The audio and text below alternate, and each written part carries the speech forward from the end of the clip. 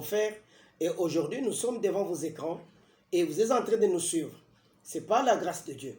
Et nous voudrons que vous aussi vous nous suiviez attentivement. Et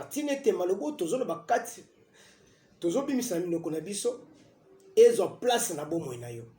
Et à partir de cette parole de Dieu que tu arrives aussi à te délivrer des mains de l'oiseleur. Amen. Amen. Avant toute chose, je te demande d'incliner ta tête dans la prière. Seigneur, merci pour cette grâce que tu nous as accordée. Merci pour ta bonté et ton amour. Merci pour ton assistance et tes merveilles. Tu es Adonai El Shaddai Sera de Salem. Je recommande ces instants sous ta grâce afin que toi tu sois avec nous. Bénis ceux qui vont nous écouter. Bénis ceux qui ne sont pas encore, ceux qui n'ont pas encore eu le temps de nous suivre. Que ta main et ta bonté les accompagnent partout où ils seront.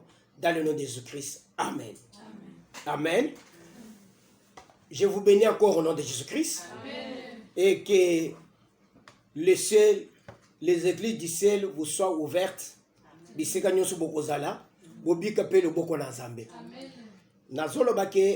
Vous nous suivez sur ACTV, ACB TV, c'est-à-dire Assemblée chrétienne Vallée Bénie.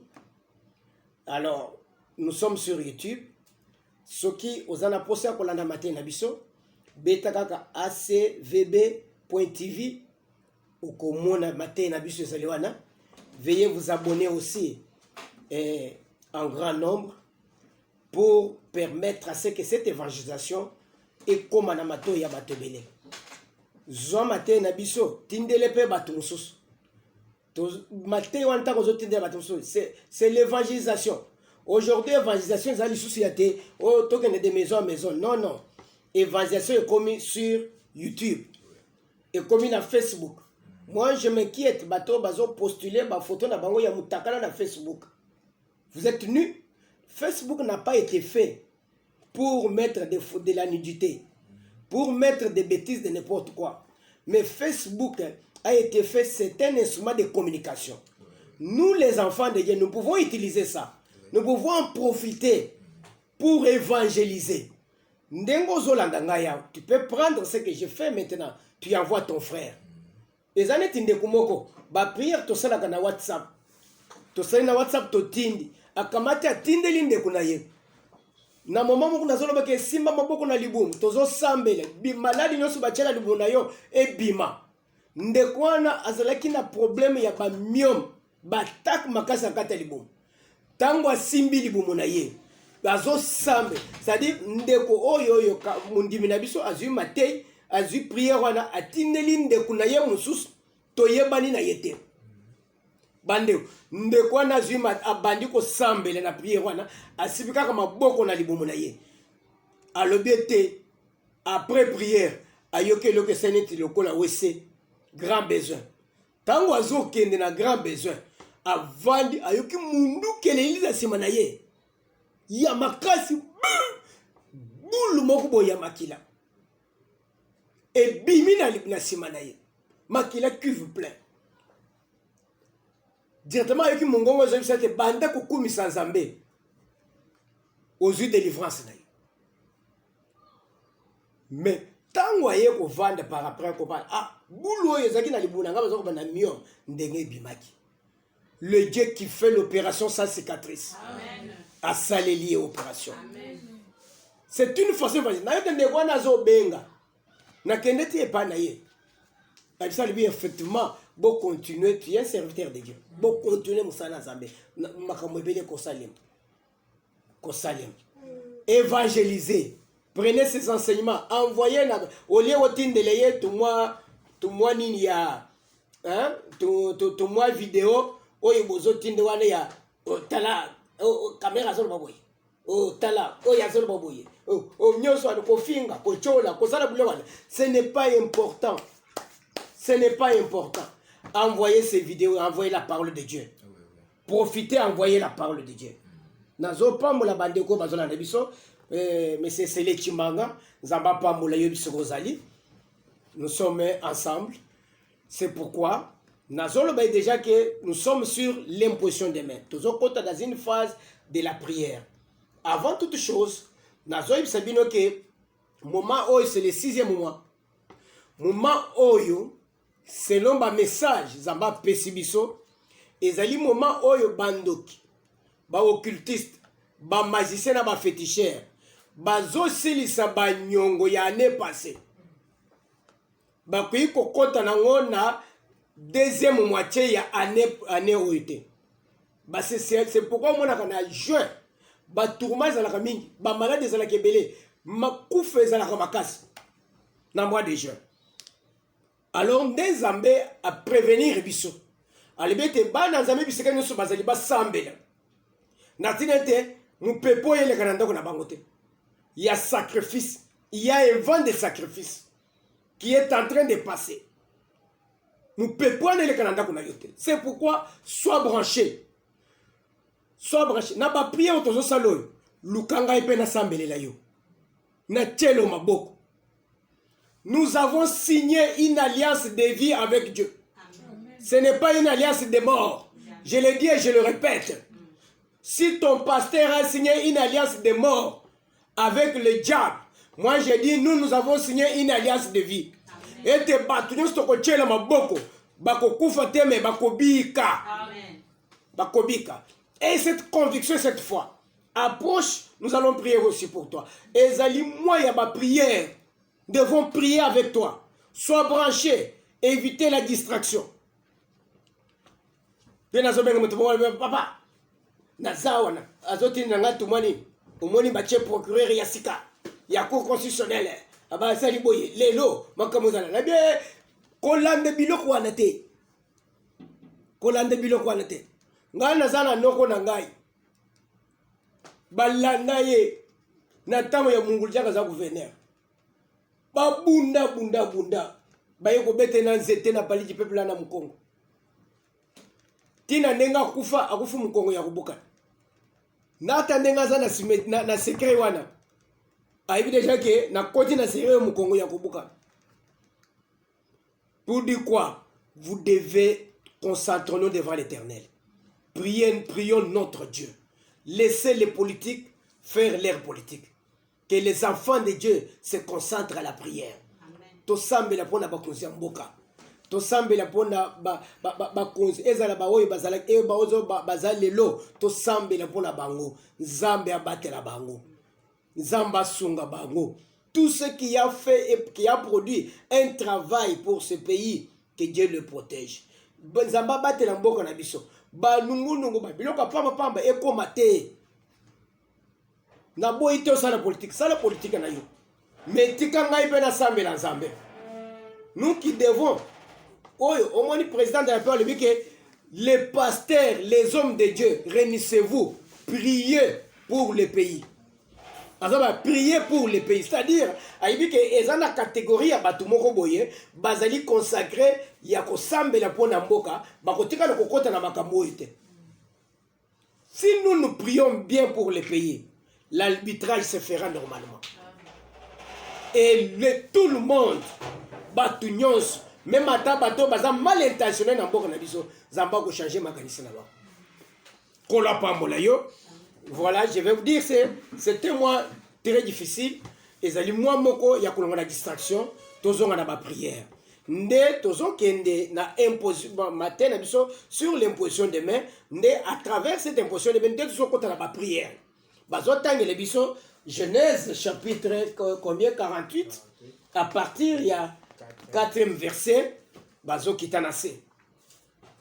Il m'a dit alobina na ko fulu kisayo, c'est-à-dire ko fait quoi, c'est-à-dire ko botat o ko bote belé o ko zala mutu ya bamboto webi bamboto soko zala bamboto na zoto na yo e ko misaka bali ya kitoko. Et misika bali ya matama ya bien bazoli ya bien. Ndenzamba na ki à la qui Jacob a dit que Jacob je crois. A dit Jacob que je te rendrai fécond. C'est-à-dire na ko commission tata ya banebele. Toké papa. Je te multiplierai et je ferai de toi une multitude de peuples. Bien na ko fulu kisayo, na ko sala à partir na yo multitude ya bato ebele. Je donnerai ce pays à ta postérité après toi. Nakopesa mboko oyo na bokitani na yo oyo bakoya nsima na yo. Vous voyez, je voudrais épingler un point là-bas. Alors c'est pourquoi aux hommes même atteint na kati ya Bible na kosambela omoni Eli a tellement le que Nzambe ya Abraham, Nzambe ya Isaac, pe Nzambe ya Jacob. Parce que Abraham, Isaac et Jacob, ces gens ont signé une alliance avec Dieu. Ils ont signé une alliance avec Dieu. Et c'est écrit dans la Bible. C'est écrit dans la Bible. C'est pourquoi ils allaient à travers Abraham. Nous sommes devenus croyants. La Bible dit que Abraham, c'est notre père de la foi. Alors, c'est à travers Abraham. C'est pourquoi on peut prier le Dieu d'Abraham. Mais ce que vous savez, la Zambé ya Kabei. Kabei yozo sambe la Zambé ya Kabei. A signé une alliance nanai. Parce que quand on prie le Dieu d'Abraham, c'est par alliance. Okoyebi sanga ke onga na kena kusigné alliance na Zambé na ngomba. Okena kusigné alliance na ngombe komami wapi? Tango segi alliance na ngombe na Zamba yebisaki nani? Vous avez bien mis balé. Gardez, c'est ton Dieu. Mais yo te Zambé ya Abraham. Parce que on peut parler le Dieu d'Abraham parce que c'est en Abraham que bisognon se to komi bana ya kondima. Nde to komi bana na Zambé. Vous comprenez? Nango na zo bisa ba musicien. Ozana posa oza $100. Senga ba pesa yo. Ko flatter basa ina Nzambe te. Okomi Zambé ya Kabuyi. Po moni Kabuyi azana mbongo. Comme ça Kabuyi misa bongo apesa yo. Po olebike Nzambe na ye. Tango Kabuyi akutanaki na Nzambe yo zalaki. Lelo ye koyeba Nzambe na église ya Kabuyi po Kabuyi asangisi batu. Bon, soki Kabuyi asangisa batu lengalo ba Nzambe na ye. Laissez Kabuyi avec son Dieu. Komema basai na Nzambe na libunga te. Nous parlons le Dieu d'Abraham, c'est par alliance. Abraham a conclu une alliance avec Dieu. Aujourd'hui, l'unique alliance qui nous est donnée est Sala, que nous avons fait en Jésus-Christ. Il a fait de nous tous le royaume des sacrificateurs. Et lui-même, il est le seul qui est entré dans les lieux très saints et il est sorti une fois pour toutes, c'est Jésus-Christ. Yende mutifo totombola. Tozai sunelo ya kotombola Nzambe ya mutute. Parce que ezal Abraham, ezal Isaac et Jacob, tout est s'incarné na kati ya Yesu Christ. Quand na kati ya Yesu Christ.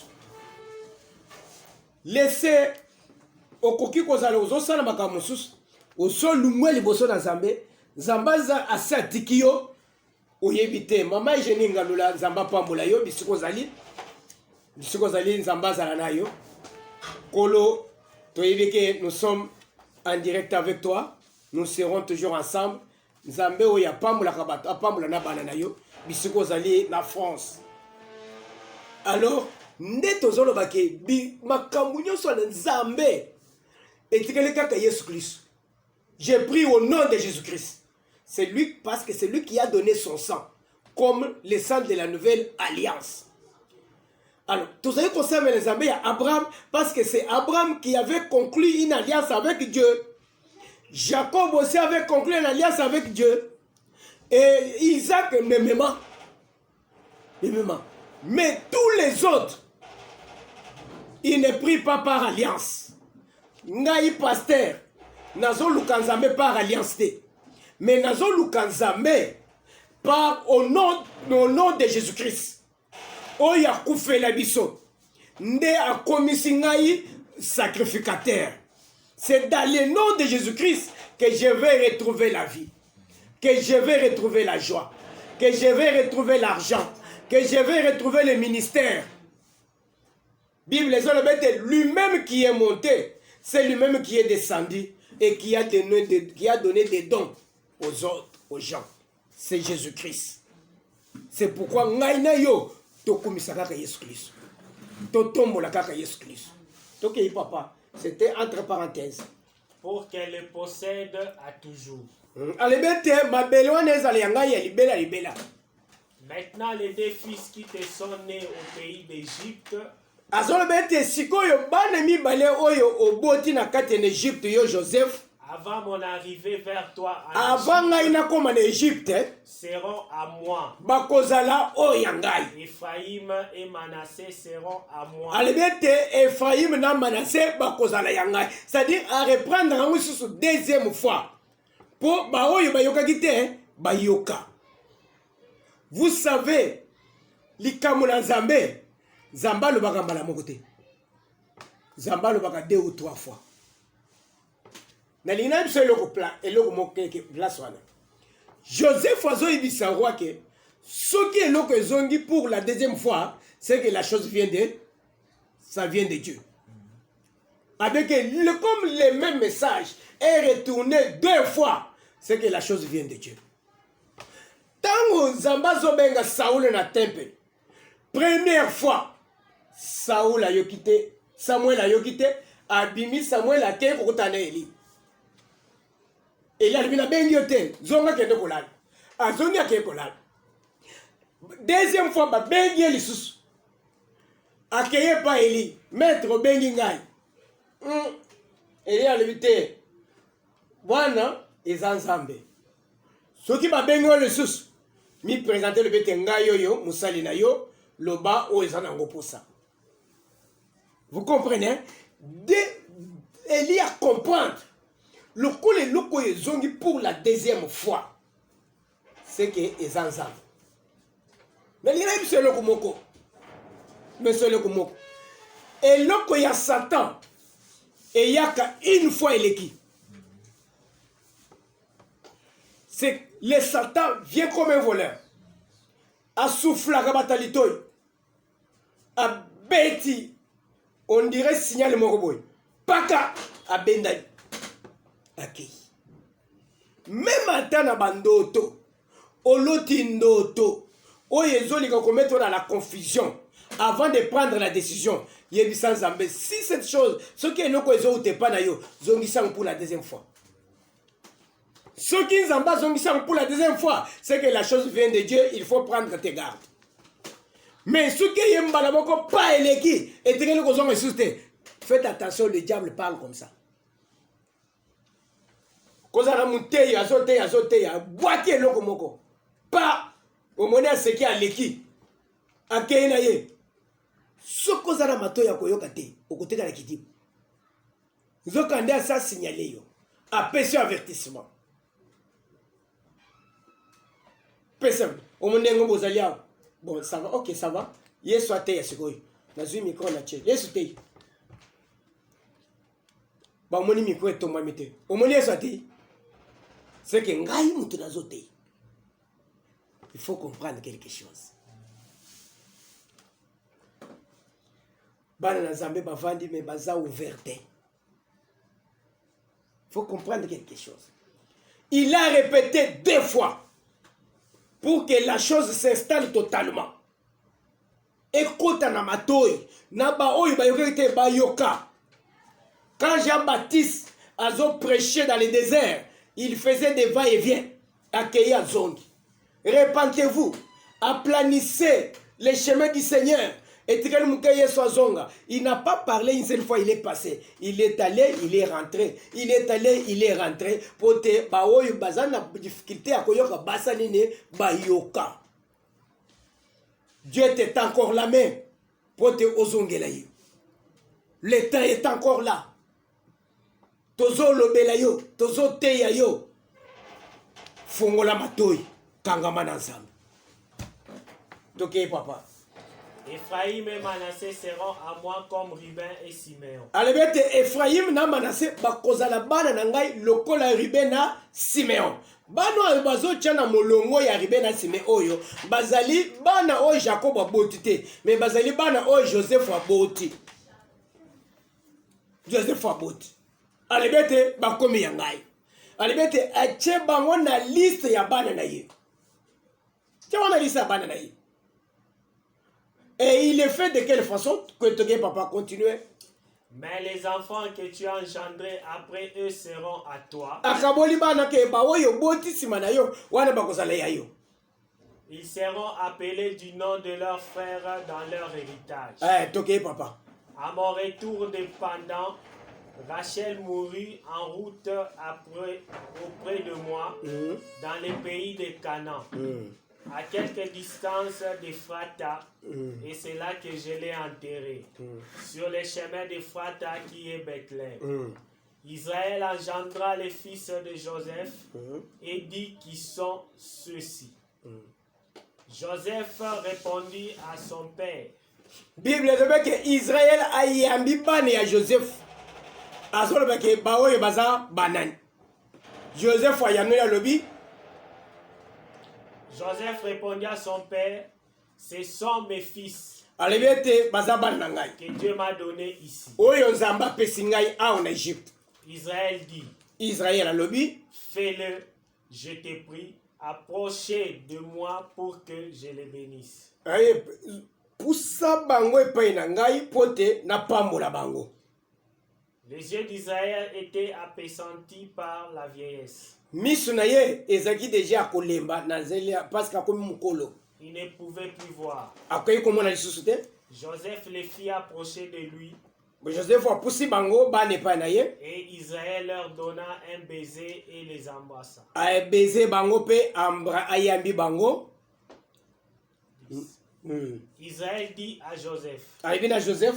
je ne pensais pas revoir ton visage. Nandimaki teke na koyi komona elongi na yo. Et voici que Dieu me fait voir même ta postérité. Tikete nzambe alakisa yo na oyo okaki komona te.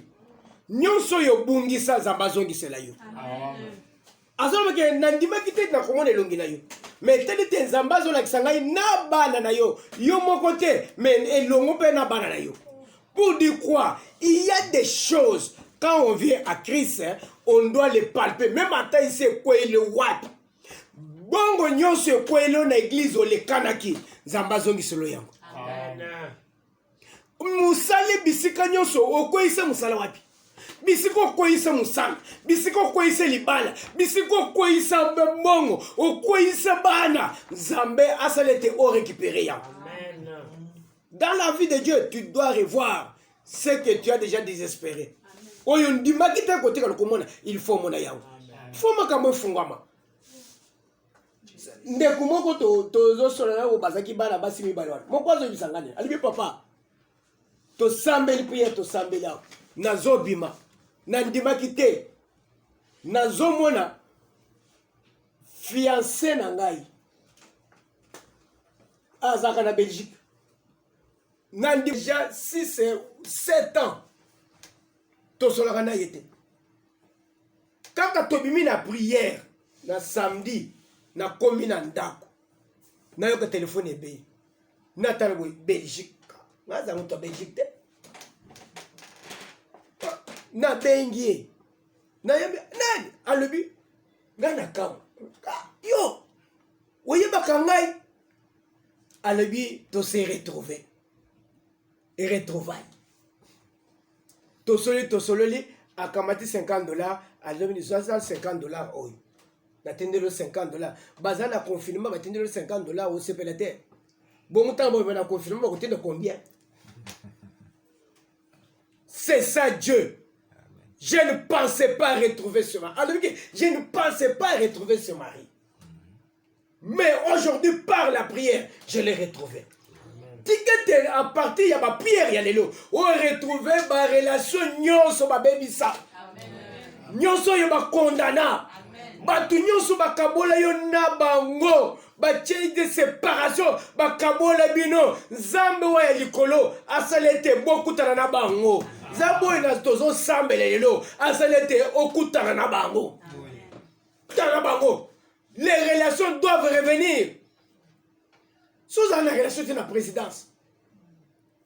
Et ça n'est pas papa. Au moins, ce n'est pas ezali komata mwasi ya mokonzi ya mboka bakoli na esika moko balali mpe mbeto moko alibi na koya ti lelo.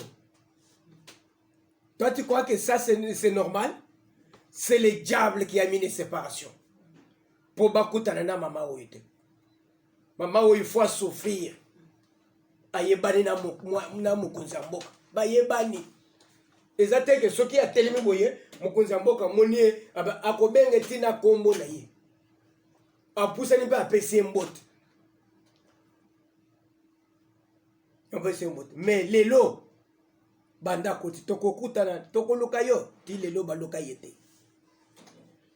tikete lelo prière oyo nzambe azongisa contact wana nzambe azongisa bacontact nyonso satana banza abebisa que Dieu retourne ça.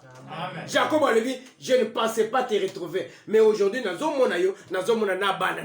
pour dire quoi? Il faut que tu retrouves ce que tu avais perdu, plus le bonus. Plus le bonus. C'est ça Dieu. Prière ni nous sommes sambe. Yamando bandiko sambe la. Ba relation funga makate.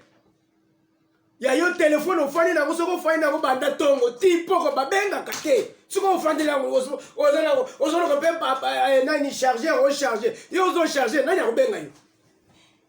Oyo vandi moyo mobimba babengi yo te. Azota l'air. Na ata bipa ya pamba ezate. Ata moi message ya muke boy chaka e yakate. Na poko boy yo so charger te. Oyo même ce charger na ngai pamba. Tikete toko sambe le téléphone là. Il faut ba benga yo. On peut se battre ba numéro combien? Nani abenga kayo? Nani abenga kayo? Siko nzamo zo sambe la zani. Na confirmer ba ningu muso bazo benga bango. Kende na western no zo ota. Kende boyo zo yo ba bengi yo kende ko zo combien? Ba bossa ina adresse ici ko fanda. Oya sali ki adresse no ye bunga. Zamba zongisa ya. Amen. Pas zongisa. Tokei papa. Tokei na zana iloko na zolo ko wana. Ayambi bana après apaiser bango asali ni acheli bango maboko te. Nde acheli bango maboko. Maboko ya cheli bango. Koyamba yambi bango wana pour dire que bana oyo bakomi na liste ya bana na ngai. Bazali susu ya yote Joseph. Azo pambola bango, c'est-à-dire azo transmettre bénédiction na ye. Y en tant que papa ya bana wana. Ta pas koko te, mais azo transmettre une bénédiction en tant que papa ya bana. Pourquoi? Dans la logique des choses. Ce qu'on dit que pesa moi ne loko, ozo pesa ne pas ya papa na ye, papa ye ko zo loko apesi moi. Ce n'est pas ça. Ce qui yo kena ko pesa bana batu biloko kolia, oyebi loko zo salate. Ce qui bazui problème bakanga yo. Ozana mbongo, ozana iloko ya kolia, olingo pesa bana, ça doit passer par leur hein? Et pas ya maman ou bien pas ya papa. Mais maintenant, si Jacob pouvait bien faire, il pouvait d'abord bénir Joseph, après il dit à Joseph de bénir ses enfants. Mais il a pris sa bénédiction, il a déposé à travers les enfants de Joseph. Pour dire quoi? Il les a considérés comme étant ses propres enfants. Ce qui est à la raquette, lié à l'esprit de mort et zalak. Ndenga kufak, alinga kufana bang. C'est-à-dire, à botoli bango na maboko à Joseph, akeye kocha bango na liste ya bana na ye oya botaki. Oya botaki. Il a parlé et il a exécuté. On parle avec la bouche et la parole de Dieu, on exécute avec l'imposition des mains. À travers l'imposition des mains, Moutakoui kolongola yo, na bisiko zali, à condition na liste, il y a bateau et une fois sacrifié. Okokuta na mouto ya signé pacte na Satan, a signé pacte na magicien na occultiste. Moutouana tango azo tchelo maboko. C'est-à-dire, il fait le transfert de vie. Après qu'on tchelo maboko, a longolio, a condition na liste, atana lui boy na malobana lui que oyoyo, a côté na liste ya bateau na ko sacrifier année oyo. Nous sommes na bateau le long na l'église bazo kufa. azokufa liwa ya nzambe te, liwa ya famille na ye te, azokufa liwa ya sacrifice ya église bisika kende kokota ya pasteur oyo ya simba bakisi. Na limite ba pasteur na simba bakisi. Il y a des pasteurs qui servent Dieu dans la vérité. Mais ngana zelo pona maboko ba chela yo. Oyo ba chela yo bisiko kendaka. Eza ya nzambe ou bien ya Satan. Musena zamba chela loboko wana. Azalaki Jacob ou bien azalaki Pharaon. Parce que Pharaon pas azalaki. Pharaon chela loboko yo bika. Ezalaki Jacob na Pharaon. Oyo zwak ezalaki. Na lingina biso ke à travers imposition de main, on peut faire le transfert de quelqu'un. Balongole na famille na bango, ba cotiser na famille ya muto ya zo chelo maboko. Or famille ya muto za chelo maboko, soki azali diabolique satanique, soki azali magicien sorcier, azana liste ya batu mbeka na famille na yote, na yo moko te, me mbeka ya muto ya chela ki loboko. Nde ozomona lelo sacrifice zotamol. 6e mois bosambela. Tozomona sacrifice. Sacrifice wana wapi? Na kati église, na kati ya bana na Nzambe. Pourquoi sacrifice bako tanga ngoli bana église te? Zamba zo avertir na bato et bazo sambela na kati église. Pour dire quoi? Il y a quelque chose de mauvais là-bas.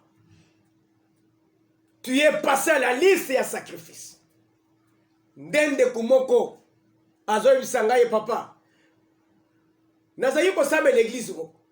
Bazo yebisa ngai bapesi nga prophétie et pas dit à la baba ya bakovo wana nanzela. Pese prophétie. Papa faites attention, place aux sambela, ba sacrifice zo le kamakasi et Luka au côté service il y a 2 jours, ba sambelela yo pour la côté le mulimo sacrifice. Alibi papa, na vanité une semaine. 2e semaine. Nazo banda déjà na libi ke lelo nazo banda service. Komba nazo banda service na yoko pasteur wana zo benga ngai. Allô? Oza wapi? Yozo mona epo, te mona na te pourquoi? Mais malgré confinement tozo sambela te. Tozo chela bato baboko. Yozo mona te. Abi papa na bangi. Pona nini kaka mkolo nazo banda service oyo bapesi ngai ya recommandation sacrifice individuel nazo benga ngai. Pour dire quoi? Nazalaki déjà aligné na liste de ba sacrifice. Tant na exécuté parole oyo Nzamba zo yebisa ngai a sentir pas na yeke na perdre moto. On se comprend. Yo zamundi mo se comprendre. Ndezomona papa, nga kutunga nga kendo ko sambela na ngomba quelque part, mais na yoki muto na bengi ngai mutemela bi we Nzambe na zongi na ngai, na zongi na kepa na oki okota na libulu. Oyebi pourquoi benga kio? Pour atteindre place à tchaki on moneza vite. Nda bengi pour yeba position na pour récupérer lisusu. OK comité pourquoi? Ni kolonyoso yo muto abenga kalite. Kaka le lozo bande service contre sacrifice, contre esprit de mort, ndazo benga yo. Tikete Nzamba pambola yo. Amen. Nzambe pambola yo. Amen. Bisiko zali Nzamba pambola yo. Amen. O comprendre makambo spirituel dengezo lekana. Nde bache soki lelo nazolo bake na mwa oyo bachaki yo lokola mbeka ya famille. Mbeka ya ba mutu songol, mbeka ya ba homo politique Nzamba longola yo. Amen. Prière tozo sa lelo yangwana. Que Dieu arrête toutes choses. Arrête toutes choses. Tokei, Genèse chapitre 22. À partir du 9e verset, nous lisons au nom de Jésus. Amen. Amen. Lorsqu'ils furent arrivés au lieu que Dieu lui avait dit, Tango bango nani Abraham na Isaac bazo koma na bisika Nzamba lobelaki bango. Abraham y éleva un autel et rangea les bois. Tu dois me sacrifier Isaac. Wana ne Nzamba senga ki Abraham. Est-ce que yo il faut qu'on liwa ya Isaac? Parce que sacrifice na biso ezali kaka moko Yesu Kristo. Sacrifice ya famille ozolanda yo. Bandotu ya mabe ozolote mikolo yo, ya bibembe, ya baserkei, ya matanga. Moko azole papa na lai na loti bazola kisangai. Muto azolakisa nani wani. Bon, bon, excusez ngai, nazolo bani mimi na kati ya musala na parce que je suis serviteur de Dieu, nazaba ka église na kokende côté musuti. Ba politique bangwana batomboki baya okanganga pam. Akolo bana bango te, nazolo me pa basai na zamba. Avani oh nani oh kuna azola la zolo tazomona un serviteur de Dieu walandela kaye.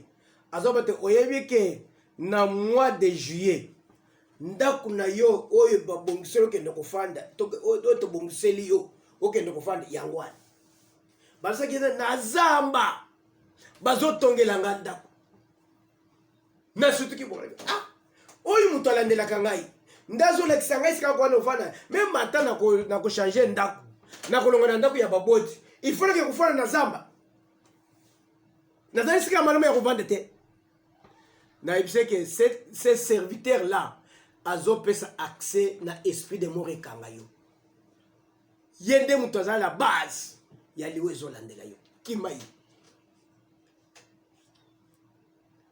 nazoloba ke Isaac basengaki ye sacrifice même ata yo basengi yo sacrifice na niveau nini nzamba intervenir nzamba intervenir yo kokufa bongo te okufa bongo te okokisi nano ne Abraham azoloba me papa mwana oyo ozosenga sacrifice nde olobaki ete ye nde akozala papa ya baboti ebele mais a ozosenga sacrifice nakozwa Isaac mosusu ka mokolo nini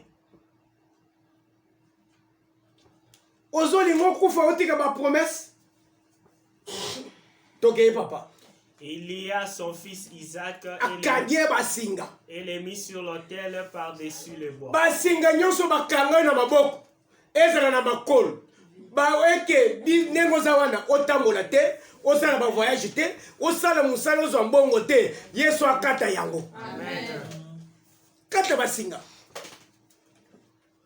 soki bakangi basinga za prisonnier omoni ba prisonnier tant bazokende pona kosamisa bango bakanga bango bakraka po bakima te ba oyo basaka ba grand criminel bakanga bango ba chaîne na makolo po bakima te bakeno sala dégâts yo bomi nani po bakango chaîne na makolo obomi nani po bakango singa na maboko ndeko moko alibi papa na lali na sambeli na loti blocage auto natala boy bazola kisangai bateli misinga na sanzete bakangi ngai singa maboko mobile nyonso basangisa bakangi sika moko bakangi na makolo bayako kanga ngai singa na loketo bakangi na nzete tala mutu bakangi ebongo kosala nini okende wapi obomaki mutu nani oyibaki ya nani parce que obotami na libota oyo liboto ya bato bavansaka te il faut yo pe avancer te bakango basinga boy tikete nzambe na biso intervenir. Amen. Ndenga intervenir pour na Isaac ako intervenir pe pour na yo.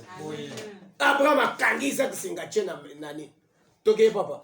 Oui, Abraham a étendu la main atomboli loboko et pris le couteau pour égorger son fils. Azinambeli pona kotuba mwana na ye.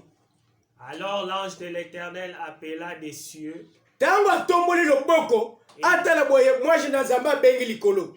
Et dit Abraham. Alebete Abraham. Abraham. Abraham. Et il répondit me voici. Alebete ngayoyo. L'ange dit. Moi jalobi. N'avance pas ta main. Naïbi maintenant que ozo banga zambe. Nazolobe que à Isaac on n'allait pas le tuer parce qu'il était dans les promesses na malakoya o Zambé. Azaliki na kati ma promesse na Zambé. C'est-à-dire qu'il ne pouvait pas mourir. Nazolobe que même ata o konti na mutuka ezo bete tono 4-5 fois. Lobete na kokufa te parce que j'incarne en moi les promesses de l'Éternel. Amen. Parce que si tu meurs, promesse existe. Promesse ici. Yebi sans embêter. Yebi sans na kokufa te. Nde omoni David azolobete. Quand bien même je marcherai dans la vallée de l'ombre de la mort, je ne craindrai aucun mal. Je ne mourrai point. Je vivrai. Parce que j'incarne à moi quoi? Les promesses de l'Éternel. Amen. nazana oyo nzamba alobi ete ekokisama moto azolukisa yo aboma yo akutana na mopanga na zamba moto oyo amemi kombo na yo na basacrifice moto oyo apesi yo ata lopango alobi fanda na lopango nzoka nde apesi yo na defase mpo atika aya abalukela yo aboma yo nzambe akonfondre ye lopango wana etikala ye yo libela na libela kaya libela libela nde directement nzambe atelemi alobi ete kotuba Isaac mbeli te kotuba Isaac mbeli te tala na kati ya zamba j'ai substitué Isaac na nzela ya belie kendo zwa meme wana bonzela ngai me tika Isaac moto oyo akangi yo atika yo moto oyo akangi yo atika yo mama oyo akanga yo atika yo